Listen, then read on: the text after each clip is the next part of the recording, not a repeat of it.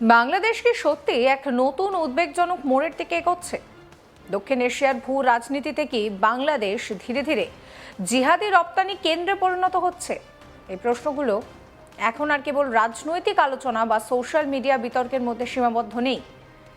সাম্প্রতিক কিছু গোয়েন্দা তথ্য, নিরাপত্তা বিশ্লেষকদের বক্তব্য এবং আন্তর্জাতিক পর্যবেক্ষকদের মন্তব্যে উঠে এসেছে এইরকমই কিছু গুরুতর অভিযোগ, যাকে কেন্দ্র করে উদ্বেগ তৈরি হয়েছে।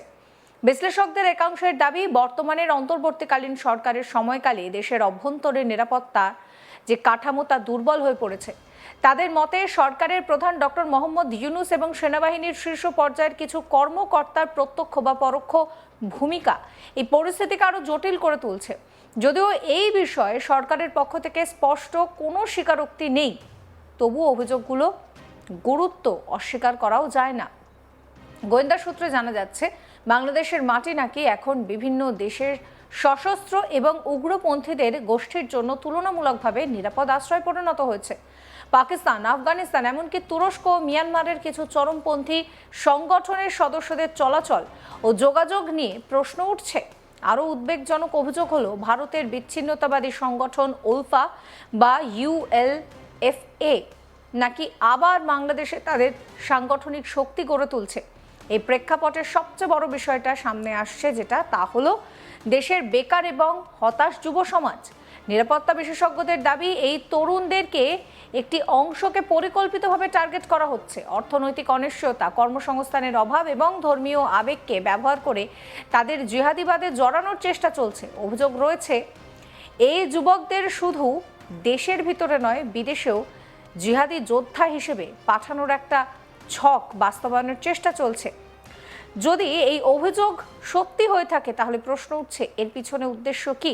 বিশ্লেষকদের মতে এই তথাকথিত জিহাদিদের উত্থানের প্রধান লক্ষ্য হতে পারে পার্শ্ববর্তী দেশ ভারতকে অস্থির করে তোলা, বিশেষ করে ভারতের উত্তর পূর্বাঞ্চলীয় রাজ্যগুলোকে অশান্ত করার একটি কৌশলগত পরিকল্পনার কথাও শোনা যাচ্ছে।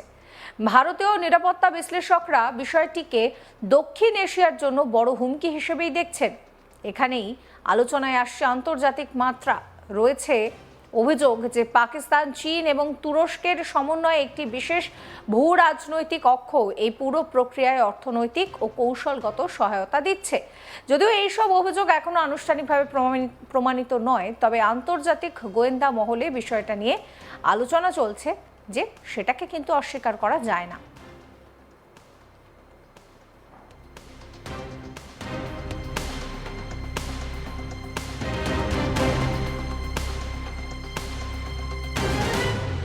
গোয়েন্দা সূত্রগুলো আরও দাবি করছে, এই নবগঠিত বা পুনর্গঠিত জিহাদি নেটওয়ার্কগুলির সম্ভাব্য লক্ষ্যবস্তু শুধু ভারত নয়, বাংলাদেশে অবস্থানরত বিদেশি নাগরিক, বিশেষ করে আমেরিকার নাগরিকদের নিরাপত্তা নিয়েও উদ্বেগ প্রকাশ করছে। এর অর্থ হচ্ছে, এই বিষয়টি কেবল বাংলাদেশের অভ্যন্তরীণ সমস্যা নয়, বরং আন্তর্জাতিক নিরাপত্তার সঙ্গেও সরাসরি জড়িত। বিশ্লেষকরা বলছেন, যদি বাংলাদেশের আন্তর্জাতিক পরিসরে এটি সন্ত্রাসবাদ আশ্রয়দাতা রাষ্ট্র হিসেবে চিহ্নিত হয়ে যায়, তাহলে তার প্রভাব সুদূর প্রসারী। বৈদেশিক বিনিয়োগ কমে যাবে, যে কূটনৈতিক সম্পর্ক সেটা ক্ষতিগ্রস্ত হবে, এমনকি নিষেধাজ্ঞার ঝুঁকিও উড়িয়ে দেওয়া যাচ্ছে না। সাধারণ মানুষের জীবন, জীবিকা, ব্যবসা বাণিজ্য সবকিছুতে তখন চরম অনিশ্চয়তা তৈরি হবে। দেশের ভিতরের চিত্রও আশাব্যঞ্জক নয় বলেই মত অনেকের। আইন শৃঙ্খলা পরিস্থিতির অবনতি, ধর্মীয় অনুভূতির অপব্যবহার এবং উগ্র মতাদর্শের উত্থান সমাজে এক ধরনের ভয়ের পরিবেশ তৈরি করেছে। সাধারণ মানুষ প্রশ্ন তুলছে, রাষ্ট্র কি তার মৌলিক দায়িত্ব পালনে ব্যর্থ?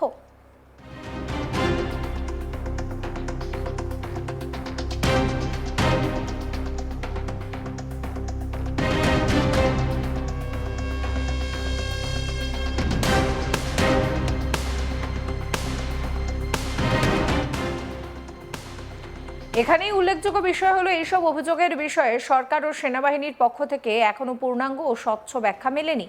ফলে গুজব, সন্দেহ এবং আশঙ্কা আরও গভীর হচ্ছে। বিশ্লেষকদের মতে এই নীরবতাই পরিস্থিতিকে আরও বিপজ্জনক করে তুলেছে।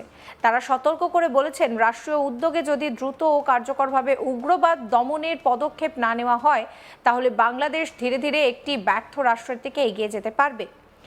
আর দক্ষিণ এশিয়ার ভূ রাজনীতিতে এর প্রভাব হবে ভয়াবহ। এই পরিস্থিতিতে সবচেয়ে গুরুত্বপূর্ণ প্রশ্ন, এখন করণীয় কি?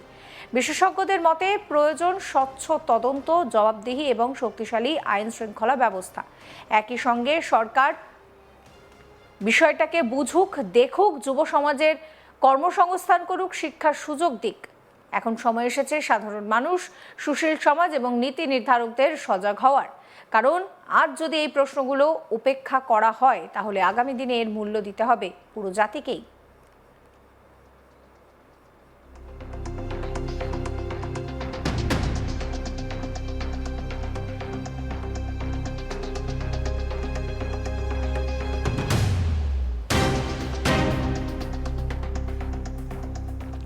বাংলাদেশ কোন পথে যাবে? স্থিতিশীলতা ও উন্নয়নের পথে, নাকি অনিশ্চয়তা ও চরমপন্থার অন্ধকারে? এই সিদ্ধান্তের সময় কিন্তু দ্রুত ফুরিয়ে আসছে।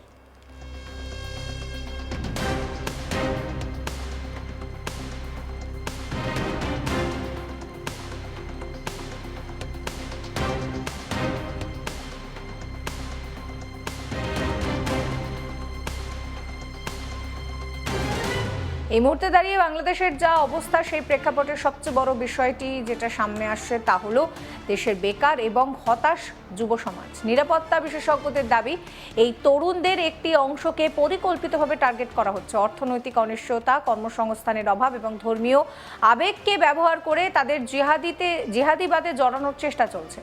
অভিযোগ রয়েছে এই যুবকদের শুধু দেশের ভিতরে নয়, বিদেশেও জিহাদি যোদ্ধা হিসেবে পাঠানোর একটা ছক বাস্তবায়নের চেষ্টা চলছে। যদি এই অভিযোগ সত্যি হয়ে থাকে তাহলে প্রশ্ন উঠছে, এর নেপথ্যে উদ্দেশ্য কি? বিশ্লেষকদের মতে এই তথাকথিত জিহাদিদের উত্থানের প্রধান লক্ষ্য হতে পারে পার্শ্ববর্তী দেশ ভারতকে অস্থিতিশীল করা, বিশেষ করে ভারতের উত্তর পূর্বাঞ্চলীয় রাজ্যগুলোকে অশান্ত করার একটি কৌশলগত পরিকল্পনার কথাও শোনা যাচ্ছে। ভারতীয় নিরাপত্তা বিশ্লেষকরা বিষয়টিকে দক্ষিণ এশিয়ার জন্য একটি বড় হুমকি হিসেবেও দেখছেন।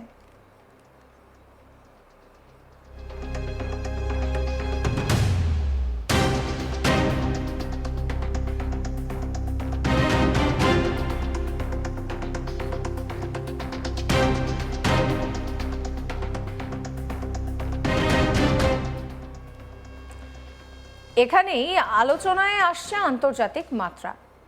অভিযোগ রয়েছে পাকিস্তান, চীন এবং তুরস্কের সমন্বয়ে একটি বিশেষ ভূ রাজনৈতিক কক্ষ এই পুরো প্রক্রিয়ায় অর্থনৈতিক কৌশলগত সহায়তা দিচ্ছে। যদিও এই সব অভিযোগ এখনো আনুষ্ঠানিকভাবে প্রমাণিত নয়, তবে আন্তর্জাতিক গোয়েন্দা মহলে বিষয়টা নিয়ে আলোচনা যে চলছে তা অস্বীকার করার উপায় নেই। গোয়েন্দা সূত্রগুলো আরও দাবি করছে, এই নবগঠিত বা পুনর্গঠিত জিহাদি নেটওয়ার্কগুলোর সম্ভাব্য লক্ষ্যবস্তু শুধু ভারত নয়, বাংলাদেশের অবস্থানরত বিদেশি নাগরিক, বিশেষ করে আমেরিকান নাগরিকদের নিরাপত্তা নিয়েও উদ্বেগ প্রকাশ করছে। সমস্ত খবরের আপডেটের জন্য আপনাদের নজর থাকুক আজ তাক বাংলায়। চ্যানেলটিকে সাবস্ক্রাইব করতে ভুলবেন না।